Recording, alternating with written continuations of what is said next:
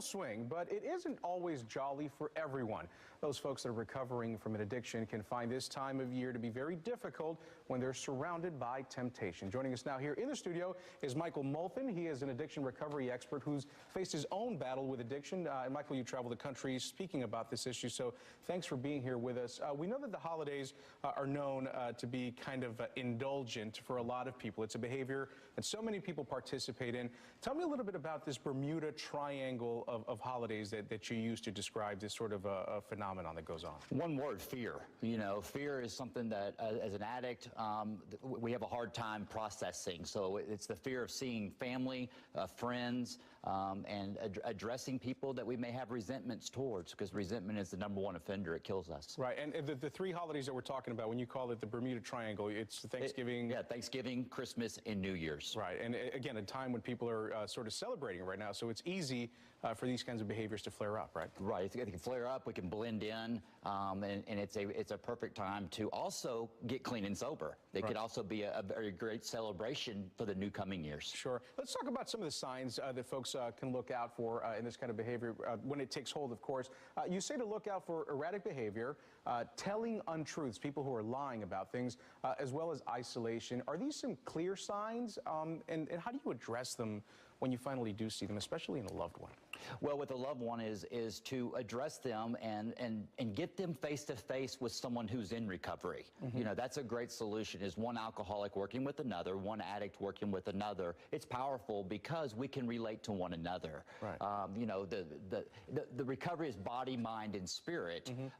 The disease is the complete opposite. We look bad, we feel bad, we're lying, and we're not making sense. You know, just a little bit ago, you talked about how this is also a good time to maybe try and get clean. So, I mean, maybe because we're getting ready to start a new year, you know, reset things. Is this a good conversation to have with someone who might be sort of at risk to these behaviors? Absolutely. You know, family is powerful, you know, and encourage the one who is suffering from the disease to #1, get honest. Yeah. Reach out, ask for help. And then this time next year, it's a huge celebration. Sure. And just wrapping things up here, you know, you've talked about battling your own addictions as well. What kind of advice do you give to folks who are looking to take that first step towards getting clean? Is get honest, okay? We have a disease. Recovery is not about getting good. Recovery is about getting well.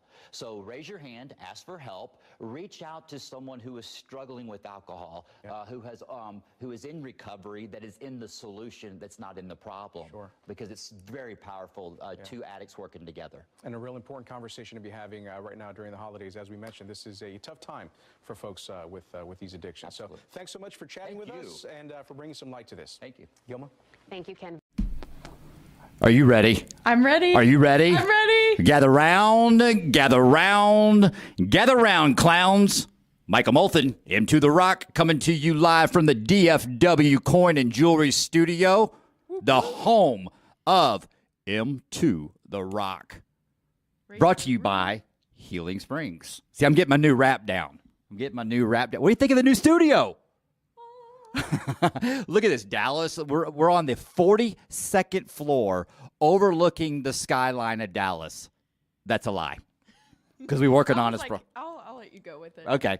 So what I have to do, I kept this on because we have a green screen behind us. We're learning the whole green screen deal.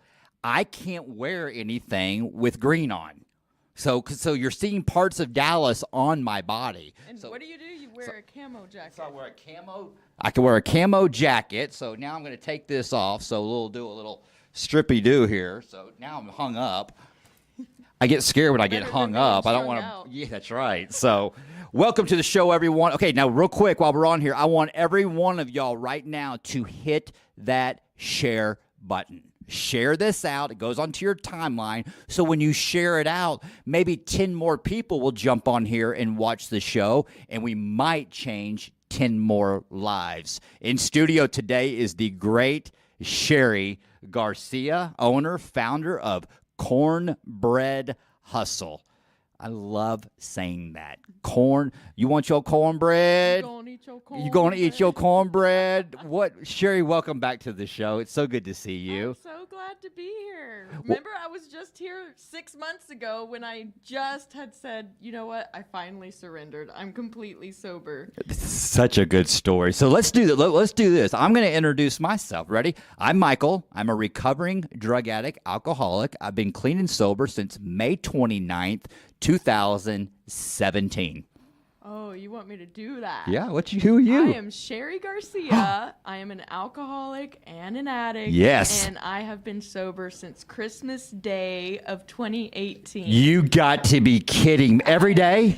Every single day? Every day. Not even Tylenol. Including the weekends. Including the weekends. So you're telling me that in 8 days, you're going to have 1 year of sobriety? Yes.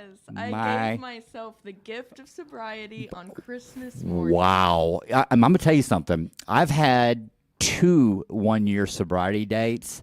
Don't tell me that. I can't tell you what a great feeling it is. It is. It is very emotional. Really? Yes, it makes me very, very, very emotional.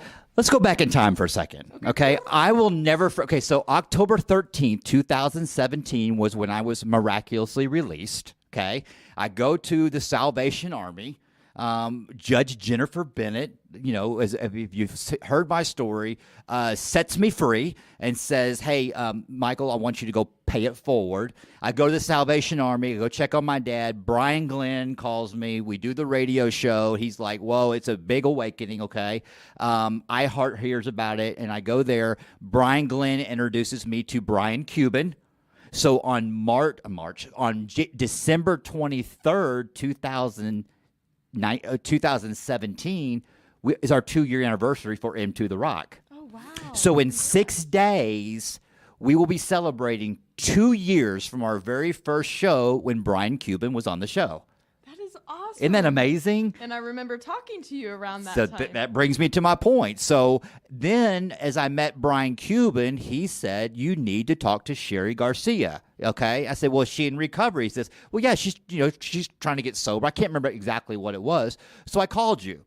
And I'll never forget when I called you that you called me, and it was loud, and we were talking about recovery. Probably at a bar. Hold on. So I'm talking to you, trying to get you to be a guest on the show. Okay.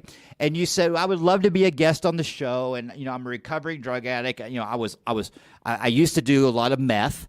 Okay. And, but you know what? I'm actually, Michael, I'm at a bar right now and I still drink. And I'm like on the phone going, okay, this is, and I even told you, I said, man, that's a luxury that I don't have. And you were talking about Cornbread Hustle. Mm-hmm. So we're not bad people. Your motives were good. Mm-hmm. You were still sick. I was still sick. So, I'm still sick. Right? That's We're all true. sick. That's true. That's true. know? So tell us what happened. Tell me your story and everybody who's watching. Oh, what happened? What happened? So, I got off drugs Mm-hmm. and I was like, woohoo, I'm going to save the world because I'm off drugs now. Right. I didn't work any type of program. I didn't go to rehab. I just got off drugs, swept all the trauma under the rug and said, I'm going to dive into entrepreneurship and helping people. So you switched from one addiction to another, really? Yep. I need another visible thing to make this invisible problem go away, right? Yep. So you're tell us about perfectly that. right. So I poured into everybody else and focused on everybody else's problems and filled myself back up with alcohol. There you go. And to me, it's socially accepted. It's legal. I wasn't on probation. I wasn't on parole. Yet. Yeah. Yeah. That's coming. Yeah. And I just thought, you know what? I'm helping all these people. I'm busy. I'm working. I'm an entrepreneur. So I'm going to have fun in the evenings. And that fun in the evenings turned into having a drink in the morning because I didn't feel good and taking Adderall because I had to get to a meeting and then blaming my anxiety for the drink because I really did have a lot of anxiety. Of course you did. And yeah. I'd have friends that would be like, Cheri, you're kind of making everybody nervous. Just have a drink. Right. Because I'd be pacing. Right. And I'd be like, that's true. Okay, I will. And I look back at my journals the past 5 years and I was always writing down goals that I didn't want to drink. I didn't want to quit forever. I never wanted to be in recovery. It was never a goal of mine, not in a million years, no matter what. I did not picture a life without alcohol. I just didn't. It was part of my culture. It was part of my family, events, everything. I hosted a lot of events. So I was like, it's just not in the cards for me. It's not going to happen.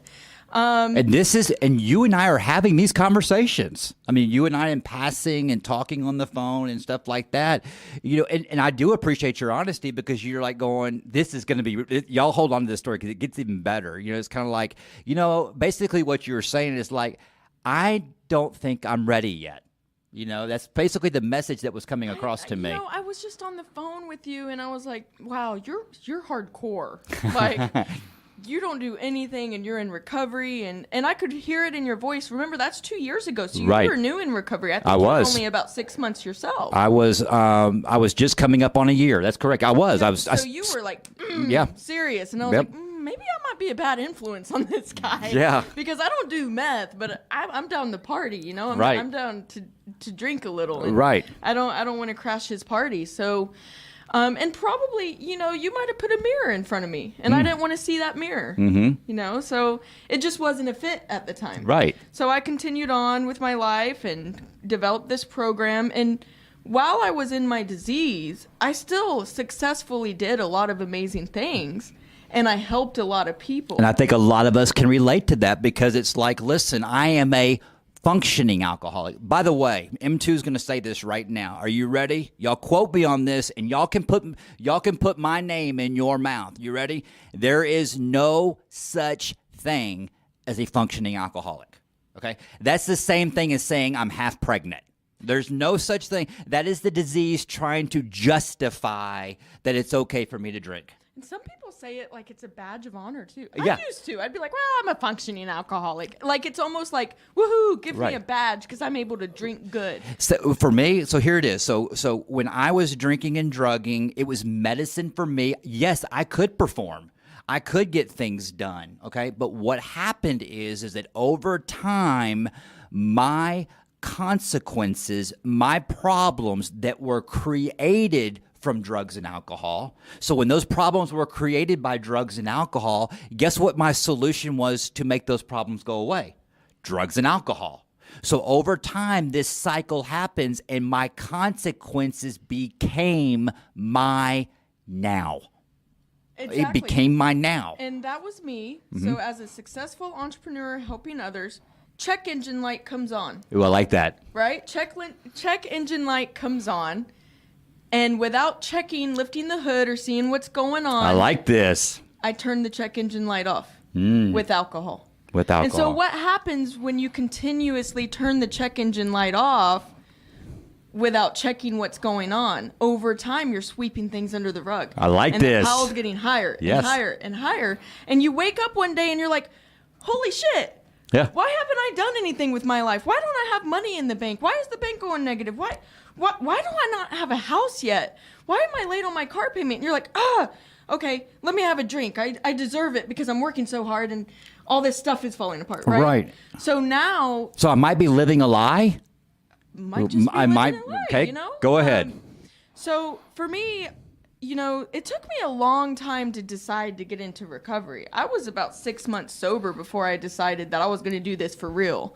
I did get a DWI, which was pretty shocking for somebody who's helping people come out of prison. Yeah. So as the founder of a staffing agency for second chances, here I'm on my 1400th getting arrested again in the back of a cop car. Yes. And that didn't stop me. Nope. That didn't make me think I had a problem. 27 mugshots.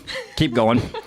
So I just justified it as everybody drinks and drives. I just happen to be caught, and it's just unfair that I happen to be the founder of a staffing agency for second chances. Yeah. I mean, the things that we'll do to justify our behavior. So constitutionally incapable of being honest. Yes. Right? So I had to get that nifty little breathalyzer in my car because the state did not think I would be trusted enough to drive sober, and they were right. Right.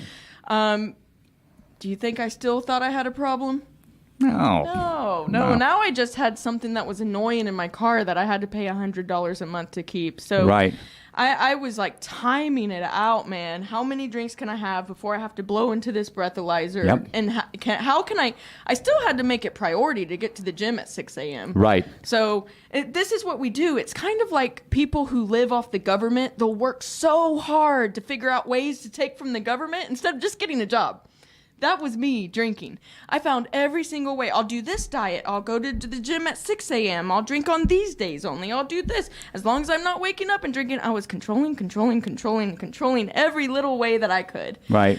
The surrendering, when did that happen? So I read a book called, you know what actually happened? Somebody on Facebook Messenger reached out to me and said, Cheri, I just want to check on you. When I talked to you on the phone today, you seemed pretty wasted. And it sounded like you were at a bar. I'm just hoping you didn't drive home. Right. I drove home. Right. And this, and I read it. Nobody, if you can believe this, and this is why I felt like I didn't, you learn who your real friends are, and you end up finding really supportive people in your recovery because you just change your environments. Nobody had ever reached out to me and said they were concerned. I was always hosting parties. I was always giving things. And so I guess maybe it just, I don't know. I just don't understand. But it was almost, it's that personality that I can relate to, that my greatest gift as being a people pleaser became my worst asset. Yes. Okay, it became a character defect for me, because what I was doing is I was filling that void with trying to be a people pleaser, trying to live a lie, keep all the plates spinning. Right? It made it it's so tiring. much worse because me being hungover the next day meant calling everyone and people pleasing hard because I couldn't remember what I did the night before. Oh, come on. I want to make sure people like me because I hate myself. Yeah. Maybe if I get everyone else to like me, I don't have to work on trying to love myself. Right. So a guy randomly reaching out to me saying they're worried about me embarrassed me. Okay. It embarrassed me. I was like, whoa, somebody's messaging me saying they're worried about me because I talked to them on the phone. How dare you? And this was me. I woke up in the middle of the night and read that message and was like, because I had come home and passed out. Right. And I downloaded a book, and it's the funniest book because it's still me trying to avoid that I might have a problem, called Control Alcohol. Right. I wanted to control this Right. thing. And real quick, right now, if you can relate to all of this, watching this, do hashtag I relate. Hashtag I relate. Okay, because what's happening is I'm feeling it. Okay, when you're talking, you're telling my story. I feel safe. I'm excited. It's the language of the heart, and we're both nodding our head right here. So what's happening right here? This is a power greater than ourself that's restoring us to sanity. Connection. The opposite of addiction is connection, and I love this. So you get the book. So I read on my iPhone. You're going to prove us all wrong. And I'm going to prove everybody wrong. Right. I'm going to control this thing. Yep. And the reason why I would not surrender is because I had anxiety and I hated it so much. And I was even throwing up almost every morning. Right. And I blamed the anxiety. So I hated alcohol. It was a love-hate relationship because I was like, I have to have it in order to cure my anxiety. In the first few chapters, it started talking about how alcohol causes anxiety, and I was like, I stood up. I think I was half naked. I stood up in my room, and I was like, scratched my head, and I was like, so you're telling me that I've been causing my own anxiety? Like, it took that. That's it. Yeah. Self-awareness and education is all it took. That is it. And I was like, well, I'll be damned. So I decided to just like cut back. And so I did successfully only drink a few times in the year of 2018, maybe like once a month. Right. But every single. But how were you feeling? Well, There every you go. single time I drank that one time, the next morning I had extreme guilt. I felt shame. I was depressed to no end. And I just started thinking to myself, maybe I still didn't have a problem. I was still thinking to myself, well, maybe alcohol just doesn't. I'm not putting the sword down. I'm going to hold on to the sword. I just said, maybe alcohol is not like, doesn't work chemically with my brain or something. It doesn't. And yeah, yeah, but I wasn't going to accept defeat. Right. Okay? So it was Christmas Eve, And I decided, Christmas Eve, I always get together with the family. We always play drinking games. And I was going to park my car with my little breathalyzer down the street so I didn't need to get in it for a couple of days. We were going to party. Yeah. And I decided that that evening I got vodka and Red Bull, which is my drink of choice. And I drank it really, really fast so I could get drunk. And I brought a whole case of Topo Chico. Gotcha. So I could chug 12 case of Topo You got to be Chico. it's called hydration buzz. So I did that, and I stayed up for the remainder of the night and talked to my family, and I believed that I had totally sobered up, and I was like, I did it. Yeah. I beat this thing. I was Yeah. able to drink with everyone, Yeah. have a good time, then sober up, and I was drinking those Topo. I was serious about let me try. I tried so hard. And so I walked to my bed, happily sober, laid down. I woke up the next morning, and I'll be damned, I was depressed. Wow. And I told each one of my family members, I'm going to cry. I told each one of my family members one by one that morning, I think I have a problem. Come on. Yeah. And they were like, no, you don't. You're fine. Drinking mimosas. Right.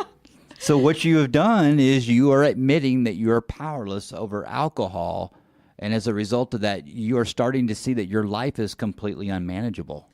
Yeah, and I just, 2 weeks goes by, it's New Year's Eve, I decided to go to church just to stay away from the bars, and the Holy Spirit got me. And ever since that day, I've been sober, and, like I said, the first 5 months or so about in recovery, I got really, really, I was a dry drunk. Okay. Yeah. What is a dry drunk? What do you mean by that? And I learned a dry drunk is basically removing the drink but not changing your behavior. Ooh. So now you're just a miserable sober person Right. instead of being miserable and at Please least having drink. alcohol. Please drink. So, I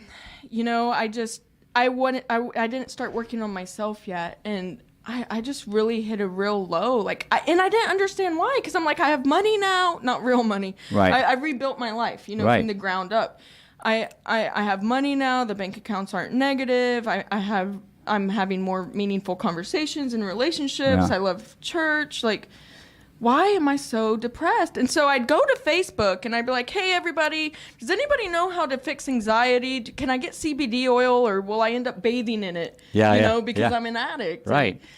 And so many people reached out to me one-on-one in my messenger and was like, you're a dry drunk. You need to do this. You need to do that. Everyone's telling me different paths of recovery. Mm-hmm. And it made me angry because I'm like, you don't know what I need. And you're not like me. And I'm different. And they were right. They're right. I just needed to really surrender to recovery. And recovery is different from sobriety. What do you mean by that? In sobriety, you're just sober. Okay. You're not high and you're not drunk. In recovery, you're journaling.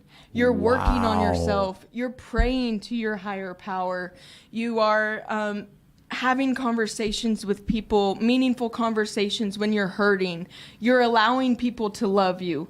You're loving people. Recovery is changing your life to be... Man, when I look in the mirror now, I don't recognize myself. And it is so cool. I have lipstick on today because I have another chance to live. And I put that lipstick on Wow. because I'm like, and everybody has been asking me lately, like, dang, do you have a hot date tonight? I'm like, with myself, because I that's have so another good. day to live, That was not me when I was drinking. No. That was not me the first 5-6 months of recovery. It wasn't recovery. I was Right. just sober. So it's just, I think of some of my peers, and I think to myself, you never want to shove anything down anybody's throat. Mm-hmm. You just want them to see your life, and hopefully they get inspired, because I hated people that tried to shove the shit down my throat. Right. Yeah, you have to. This is a program of suggestions. They told me. They said, Michael, we suggest that you work these 12 steps. Okay. We also suggest that this program works best without alcohol and drugs. They didn't tell me to do it. They just suggested, based on our experience, this is what's working. There is a point, because I've been watching this. you are a new creature in Christ. Absolutely. I mean, this. I have goosebumps because you and I've been watching this. Okay, we have been crossing paths. We're going to get to Cornbread Hustle here in a little bit. We're also going to get to your huge event for New Year's. That's so going to be. excited. We're excited about it. But there is an event that took place that I saw, that I was a part of, and I want to share this story with everybody to help someone. You came on the show about 6 months ago, okay? And this program is we claim spiritual progress, not spiritual perfection, okay? Sometimes we get this quickly, sometimes we get this slowly, all right? Right on key, there she is, okay? Rachel Stacy kind of played a role. And I'll never forget this. When she came, when you were on the show last, you asked her some really good questions. And I want you to share that because the more I think about this, Rachel's honesty, I think, really helped you. Rachel saved my life. Oh, my gosh. Yeah. You know that? I see she's watching here. Yeah. You know, and I never want to promote any certain type of program or represent any program or anything like that. But you know that I do work a certain program, and it has changed my life. And it was Rachel who I was talking to, and you witnessed it. I did. I asked her. So I was the type of person, and I asked a lot of different women this, if they would be my quote unquote sponsor for my recovery. Right. But I'm not going to do all this stuff. Right. Just give me, just tell me what I need to do. I'll pick and choose what works, what doesn't. I still was not ready to surrender. I still was controlling this because I was sober. And let's tell the story. So for the newcomer, walk them through this, because this is a beautiful story, because this is real talk. She said, okay, I'll help you, but I'm going to ask you one question. Are you willing to do whatever it takes to be sober? I said, well, I don't want to answer that question because I don't know what you're going to make me do. And she was like, I want you to call me every day. And I was like, yeah, not happening. Okay. Not happening. Absolutely not. I don't call anybody every day. It's not going to happen. So I just gave Rachel the big FU, and not in a rude way, just like, hey, you're cool with what you're doing over there. You're psycho. You're like a little bit like, and, you know, we ran into each other later, and she was so happy to see that I've come around, and she really, it's because of her, you know, because she planted that seed, but I wasn't ready. Right. You know, I just wasn't ready. But watching her, how happy she is. She's still and I kept telling her how different I was from her. Mm-hmm. And how I don't need to do a bunch of things because I'm different. But then being like, oh, she does work in bars. Mm-hmm. And play, she's like a businesswoman too. Mm-hmm. And I'm like, wow, but she looks happy. Mm-hmm. She looks really happy. Mm-hmm. She's glowing and she's beautiful. And I was like, am I willing to do whatever it takes? I only became willing to do whatever it takes when it was either suicide or live. That was my only two options because I was that miserable. I realized that the answer to doing whatever it takes was no, and the only last answer was to be off this planet. Yeah. And when I got there, I was like, maybe I should say yes to that. Yeah. Maybe I should let go of control for once in my life and just, I mean, how hard did I work to fight I love alcohol that much. Yeah. I love it that much that I was willing to go through all of these things just to avoid giving it up. Yeah. If that's not a problem, you know, and there's a lot of us out there that are like that. Even people who, you can't say who has a problem and who doesn't. You don't know what happens behind closed doors, right? But there's people, even the seemingly normal drinkers, you know, that talk to me and they're like, I don't know how you do it. And they'll say, I only drink a couple of times a year, but there's no way, forever. And I'm like, stop asking me that because I don't know, just today, you know? Right.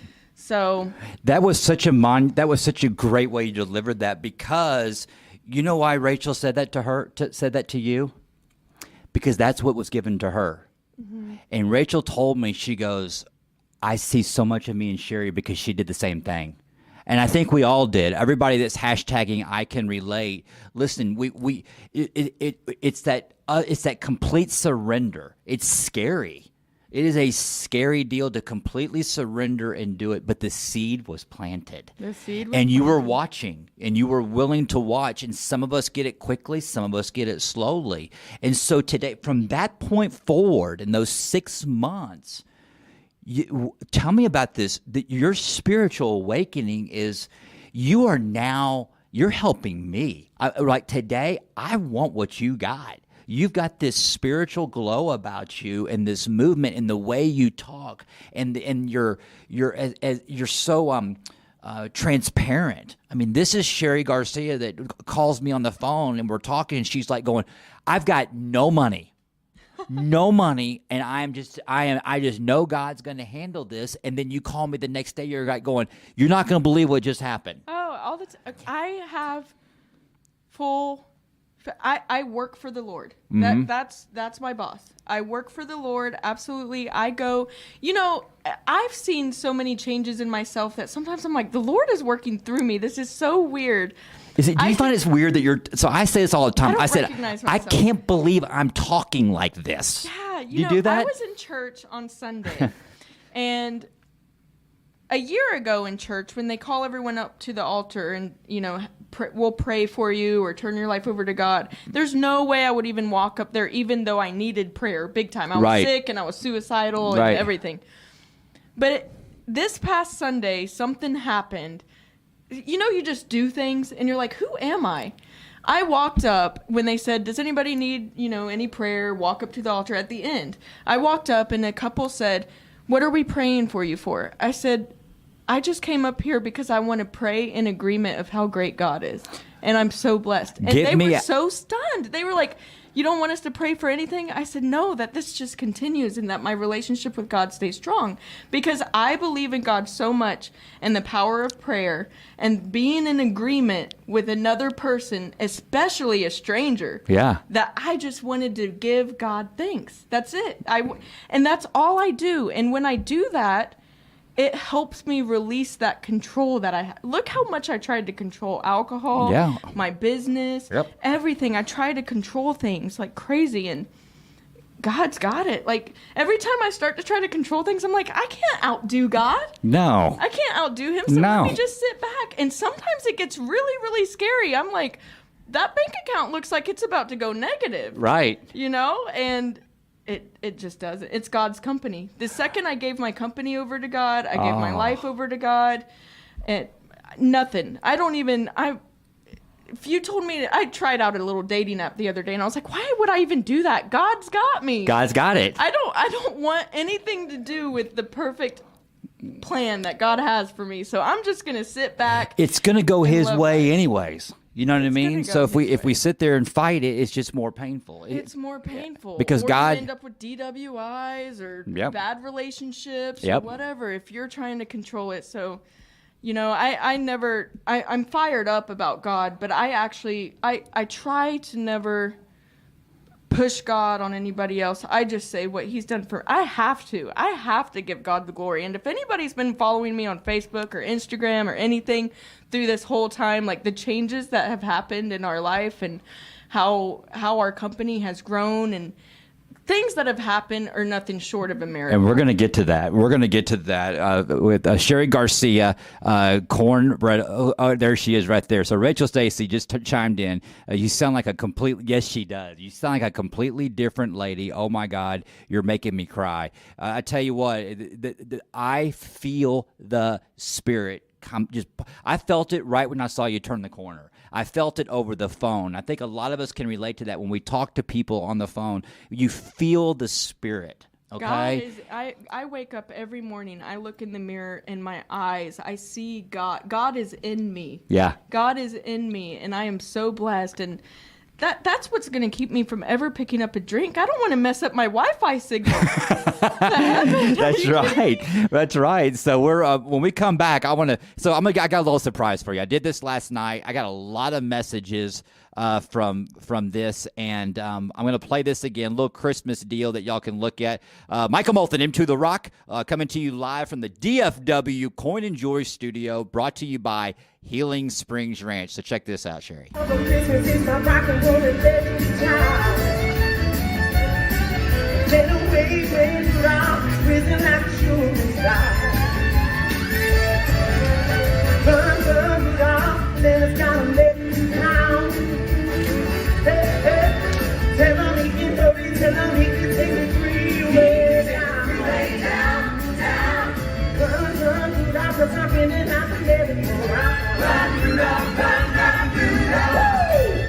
How you guys doing?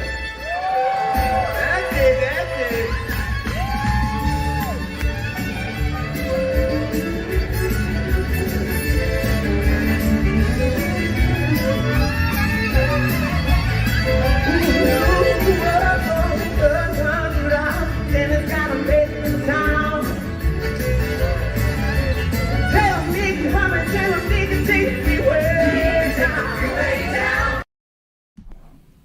There she is. There she is. A little surprise for you right there. We played that last night with Terry Bentley Hill here in the studio, bringing it. So that's yours truly, the great Rachel Stacey. And we're going to talk about your New Year's party that you're throwing coming up, obviously on New Year's Eve, and we're going to be there. We're gonna do everything we can to be there. We will be in town because I know that she's got a concert in Houston. She just told me today we're leaving the 3rd. We'll be gone the 3rd and the 4th. But this is just great stuff. And you want to know how Rachel planted a seed early on? Tell me. She doesn't even know it. Okay. I hope she's listening. Uh-huh. I was at Anika Cooper's recovery talent. Recovery's Got Talent. And I'm glad you said that. Anika Cooper live here this Thursday night. So Recovery's Got Talent. Yes. And I was sitting in the audience 1 month sober. And you came out on stage and you asked everyone who was 30 days or less sober to stand up. And do you think that I stood up? No. No, I wasn't ready to. I was embarrassed. I was like, no, people know me. What they're gonna be like? Whoa, she's only 30 days sober. Right. Did she relapse on meth? Right. Or what's going on? Right. So I didn't stand up, but I cried the entire night because 30 days sober. That's huge. Like huge. Because I mean, that's wow. Your emotions are out of whack. Yeah. And Rachel, I think it was the song "Shallow." Yeah, she opened her and Joe Nestor. And Lady Gaga is like, oh, I love Lady Gaga. And I just had tears going down my face. And I just couldn't believe somebody so beautiful and talented was for real sober. Yeah. Like for real sober. And it was that moment that I was like, I want to be like her. That's so cool. I want what she has. I know I won't overnight get a good voice or learn how to use a violin or a fiddle, but I wanted that glow. I wanted that spirit. And, I just never forgot about that night. Yeah. So Rachel, it's almost like God sent Rachel into my life to plant seeds at little moments. And I look back the whole last 10 years that I've struggled with substance use disorder. And I look back at the whole last 10 years. And there were people that I mocked or didn't invite to my parties. I can relate. That were sober, but I never stopped following them. I never stopped. Isn't that amazing? I never stopped being curious of what's happening in their life now. And that's, I do it for myself and for God first and foremost. But why I recover out loud so people don't have to suffer in silence. Yeah. I want people, and I get messages from drunk people all the time telling me what a fraud I am or a fake or whatever, right? And they're people I used to hang out with. Yeah. And I'm like, well, yeah, I was a fraud and a fake, the person you used to hang out with, but now I'm not. But I know that they're reaching out because they're drunk and they're still following me and the seed is planted and they're going to continue to see the changes. Well, now you become the Rachel. You become the Rachel, because I will tell you this is how good God is right now, is that you're helping Rachel. That's how this works. You're helping a lot of women and men out there that are watching this show, because I promise you, everybody can relate to you right now. I can relate to you. I mean, this disease, it's cunning, it's baffling, it's powerful. This disease speaks to me in my own voice. You got 30 days. Don't you dare stand up. You're Cheri Garcia. Don't let them see you. okay? But we stand up and we let people know that it's possible. It's real. God is real. And that's what's so amazing about what you're doing. And now today you're working a program, you're running Cornbread Hustle. Before we get into Cornbread Hustle and before we get into the great New Year's Eve show, you mentioned the A word of anxiety. A word that we use. It is the street name for worry. Anxiety is the street name for worry. And as when we're talking about the Bible and all that stuff, Matthew 6:34 says, "Do not worry about tomorrow, for today has its own worries." So, because what we do is we worry about so much about tomorrow that when we get to tomorrow, the worries of yesterday and tomorrow, and it's just a mess. Okay, so our solution: drugs and alcohol to make this go away. What are your solutions today to anxiety? Because we still wake up with those feelings. So you see how grateful I am for what God's done for me. So much. I am so grateful. And I walk up to the altar and say, I want to pray with you because I want to be in agreement of what God's done for me. When I have anxiety, I think, wow, what an example of not showing faith. Come on. What an example of not showing faith. And it's still hard. I do worry. I do get anxiety all the time. But now you recognize it. Man, I shut that anxiety down with the Bible. Yeah. I do. I lean on God, and I look back at how I Did you ever think you'd say that? Never. Never. I look back. You know, when I went to church on New Year's Eve a year ago, yeah, I was looking around, and I thought that these people were bonkers. Freaking witchcraft. Like, why do they have their hands up in the air? Get off the gas. These people just hope that there's somewhere to go when they die because they all have all these nice clothes on and shoes, and they don't want it to end. Right. Oh my gosh. I just was looking for a place to be sober where I knew there wasn't going to be any alcohol, but it made me want to drink because I was like, this place. So it is weird that I'm saying that. And I hate to feel like, and I know that there are people out there that are in my shoes that a year ago that are looking at me and being like, I love that she's sober and all this, but I'm going to turn this off because all she's doing is talking about God and I can't relate. That's okay. Keep doing it. Because all we used to talk about was alcohol, and that didn't fill the hole. That you're did right. not fill the hole. I used to talk about alcohol, women, and money. Okay? Alcohol, drugs, women, money. Alcohol, drugs, women, money. Oh, alcohol, me, drugs, women, money. That's all I would talk about, because I was trying to fill this void. And today, I filled the chaos with God. And that's what you're doing today. I have to, because I can't do it. People always say to me, like, I laugh sometimes because people who are just like completely, and I really do have really great friends who don't believe in God, and we're good friends, and they respect my beliefs and I respect theirs. But I always think to myself, but what if you're wrong, and what if I'm right, and what if I'm wrong? Right. The consequences. Right. And when you throw up, what do you say? Do non-believers, when you throw up, what do you say? Because when you throw up, everybody says, "Oh God." You know what I mean? I always want to know when you throw, because when the pain is so bad, you say, "Oh God." I'll never forget an atheist when I sneezed. He said, "Oh, bless you." I'll never forget that, and he meant it. And I'm like, wait a minute. I thought about it later. I'm like, going, you just said, bless. Okay. My relationship with God and everything happening in my life is so good that I genuinely love everyone and their beliefs, and God will find them where they're at.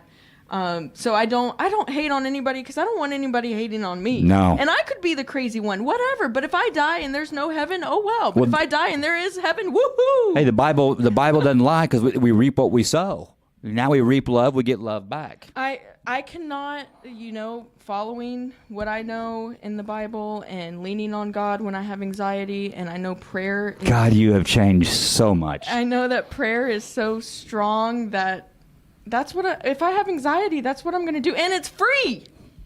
Free. It's free. The quickest way to even costs money. Quickest way to God is Knee mail. So okay, let's promote Let's promote. Yes. Man, let's go 2 hours, baby. Once again, my name's Michael Moulton, the host of M2 The Rock, where we talk about drug addiction. We talk about alcoholism. We talk about hurts, habits, hang-ups, suicide awareness, depression, anxiety, paranoia, isolation. We talk about all this, but most importantly, we talk about solutions. Are you ready? This makes sense to you now. Spiritual solutions for my human problems. Spiritual solutions for my human problems. I cannot believe the things I say today. I can't believe the things, I do believe it. I believe the things I'm hearing from you, the growth of you in the last, and you're telling a story that I was thinking about that driving over here. It just hit me, and that's God. Didn't even think about it. As I was driving over, I go, I will never forget where Rachel and I used to pray for you, and Rachel would just go, I hope she gets it. I really hope she keeps coming back, and it was great. It was so awesome seeing that. But there was one time I because I'm sure there's a lot of people watching that don't understand who I used to be. I had a book, a curriculum for people in prison, and one of the groups in one of the prisons said I need to just add God into it to get it into the prison. I said, not no, but hell no. I'm not putting God or religion into my curriculum because I don't want to offend the people who don't believe. Right. And I don't even know if I believe, so right. I can't promote something that I don't believe. Right. So that was me. Right. That was me. So I don't just jump a bandwagon and start promoting something because it feels good, or I think people want to hear it. Oh, that's cool. That's Randy Smoot at the Home Office, Gangway Advertising. Thank y'all so much for everything that y'all do. And I didn't mean to cut you off, No, but that's fine. No, it was really a great rant. But I want to get, because what you're talking about, I want to get into it. Curriculum, okay? Curriculum for what? So within 4 or 5 minutes, Cornbread Hustle. What the heck is that? So Cornbread Hustle, we have a staffing agency for second chances. I had written a curriculum. Yeah, help people get a job and help people become entrepreneurs. But just like myself, I was trying to help people just fix everything on the outside. Right. Nothing on the inside. Right. So today, completely different. I'm really big about working through the inside out. Of course, Cornbread Hustle has grown tremendously. We have contracts with Fortune 500 companies, publicly traded billion-dollar companies, real companies that Yes. are talking with leadership on changing their hiring policies. That would not happen if I was not sober and I didn't have God try to tell me something else. It didn't happen. Right. It would not happen without Right. sobriety or God. So another thing that's really, really crazy is I always had events. That's your deal. You are an event coordinator, planner. I always had events. Yeah. And so this whole entire year, I could not throw an event because I didn't know how to throw one without alcohol, and I had to recover. I had to recover. But I started to get really antsy, feeling bored. Is this what recovery gave? This is just recently, something I struggled with. Yeah. Is this what recovery has to offer? I go to church and pretend that I'm having fun because I'm not. I'm not always having fun sitting in church. I'm going to be real with you. Right. I mean, I need to get on the dance floor and shake right. my butt. Right. Right? I'm changed, but I'm not that changed. Right. So I decided to have, and it's scary to me. I'm scared I'm going to be the only person there on the dance floor. And you know what? If I am, then I'll dance. But how big's your God? How big's your God? Yeah. So I ended up. Talk about turning lemons into lemonade. Remember the breathalyzer I had on my car? Yes. Smart Start. That's the company that I paid them. I paid them a lot of money. Yep.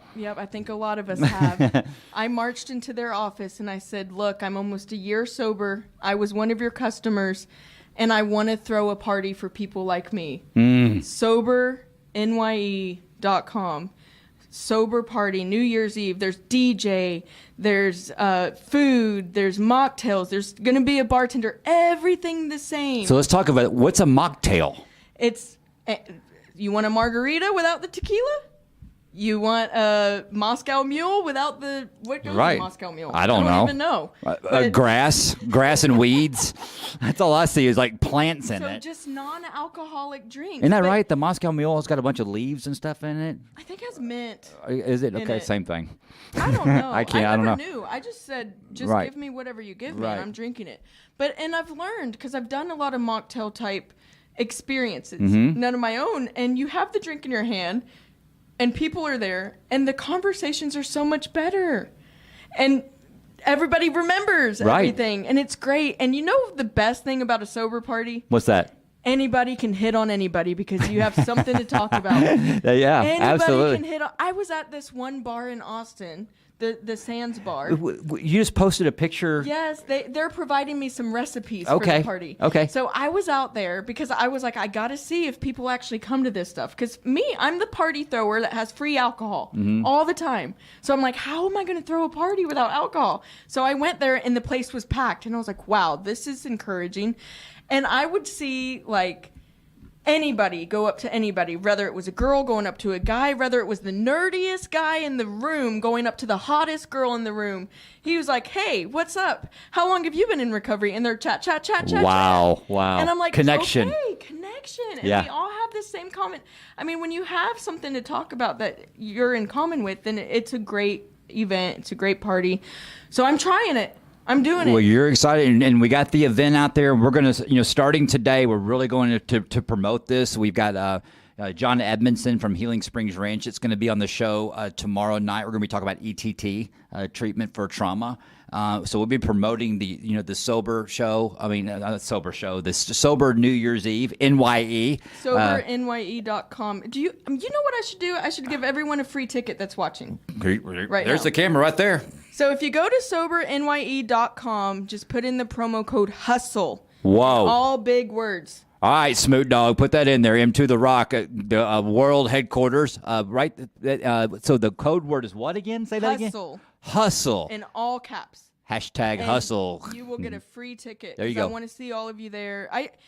Thank you to Smart Start. Smart Yeah. Start. Come on, Smart Start. I would Ooh, ding. I would have never thought the company that I had to put in my car and pay them $100 a month to blow into my car to get it started. I would never. I feel like I'm making friends with the enemy.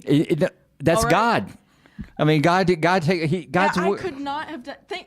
Throwing a party for sober people is not cheap because you got to do a lot of extra stuff. Right. All my other parties, the bars just said, yes, I know you're going to bring a whole bunch of people and they're going to spend money. The venue's yours.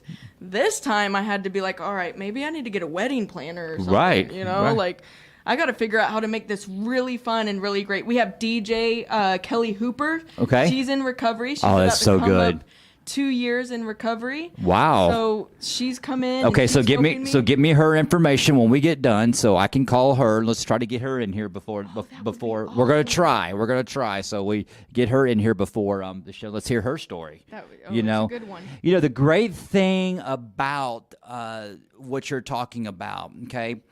What's so cool about a sober party, a sober New Year's Eve party? For the first time, we get to experience that the event is more important than the drink.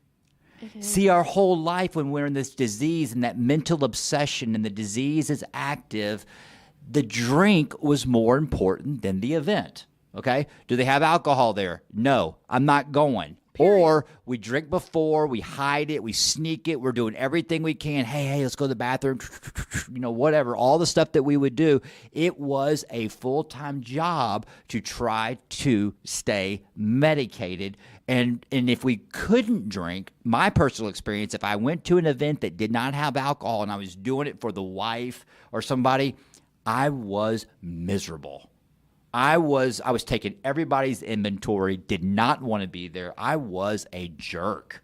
And wow, I'm not that guy today. So, but I went out Sunday night. Uh-oh. DJ Kelly Hooper invited me to one of her crazy parties, and it's another girl in Is sobriety. this the one where you had the paint on your face? Yes. Okay, that was a cool picture. Half-naked people everywhere, glow party, DJ, confetti, bottles popping.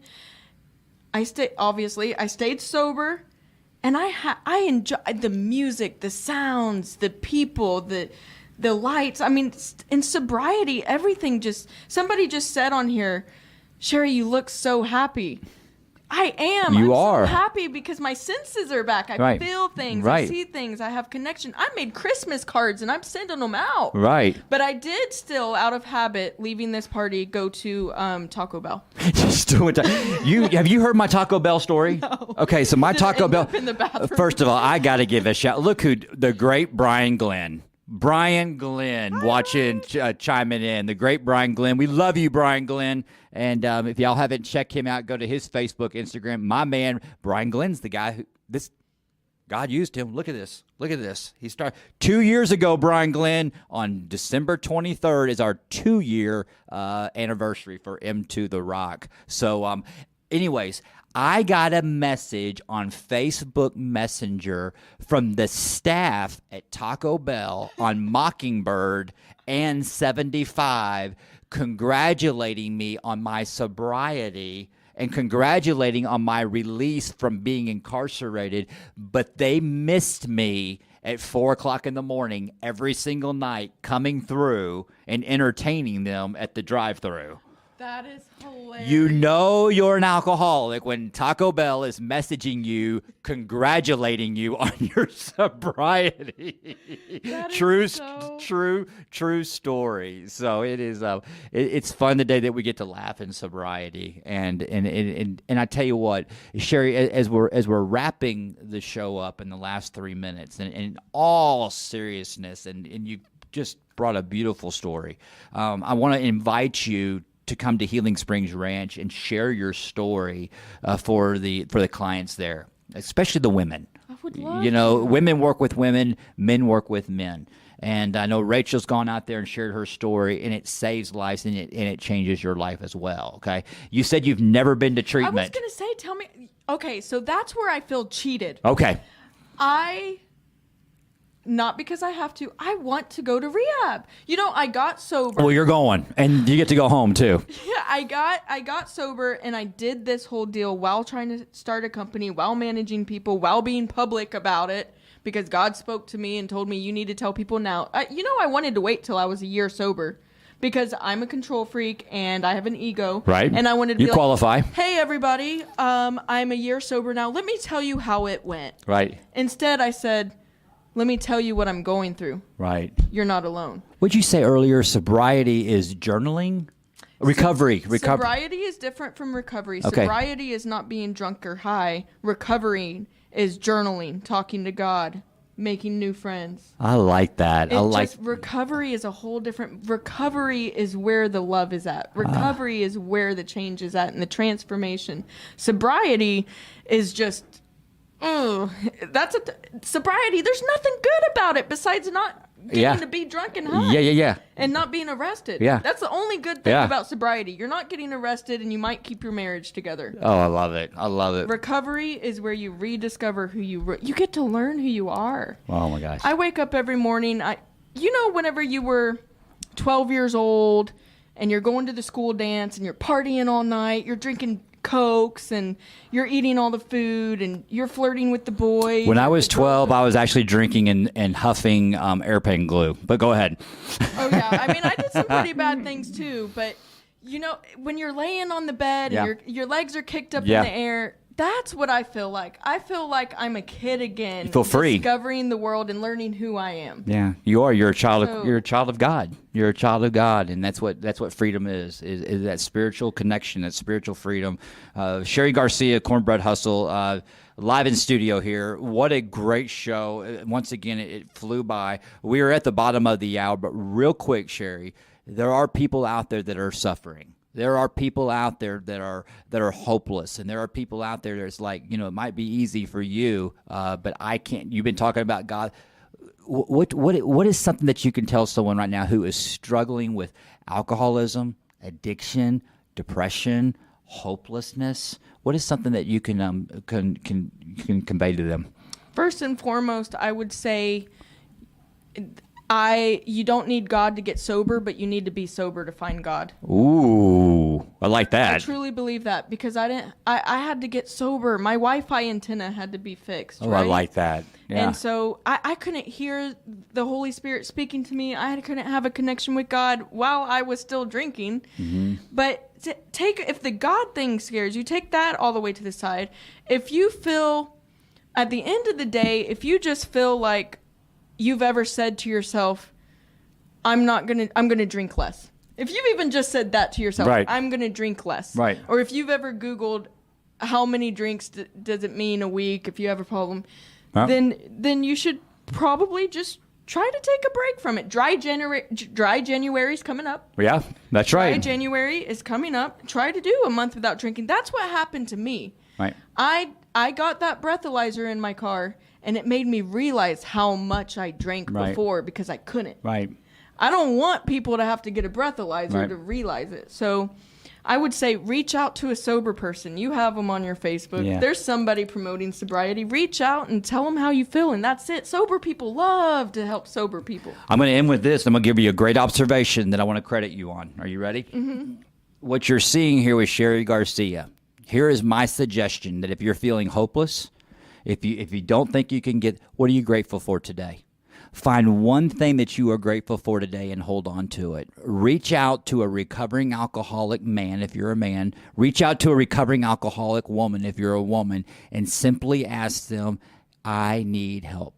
Okay? And reach out and just make that deal. Listen, can you not drink? Can you make the decision not to drink or the commitment? Are you willing to not drink for 10 minutes? Yes. Hold on to that. Okay? And message somebody you know that's there you go. That's living in There recovery. you They go. will be happy to respond and just unload on them. Yep. Just unload. Tomorrow night, John Edmondson. Check it out tomorrow night. John Edmondson from Healing Springs Ranch is going to be in studio. Talk to him on the phone today. It's going to be a great show. Anika Cooper, Thursday night, we'll be talking about Healing Springs Ranch. We'll be talking about Recovery's Got Talent. I'll be emceeing that event again with the great Gary Kaufman at the event. I know you'll be coming to that event. Recovery's Got Talent. It's going to be an incredible rest of the week. And, you know, Cheri, I got 3 words. God is good. I got 8 letters, and it's got one meaning, and I mean this. I love you. Thank you so much for everything that you have done. Thank y'all for sharing this out, and we were going to close. Y'all check this out. Share this out. Have a good night. Have a good night. I'm still pushing the button. Healing Springs Ranch is designed for people that really want to come and do the work and not just work on their addictive behaviors, but going deeper and finding the underlying issues and sharing them, and oftentimes for the first time sharing them out loud, kind of dumping out everything that's holding you back. And in the process, what we try to do is nurture and heal that particular wound while they're here. We really wanted this to be a transformative experience for people, not just a drying out place or a place where they go and check off a box. We truly wanted this to be an opportunity for everyone to take a pause in their life and figure out what they need to do to go live their purpose. So we're very passionate about folks finding purpose and meaning to why they exist, and finding ways to utilize that purpose and meaning for them to go on and actually have a more successful and happier life.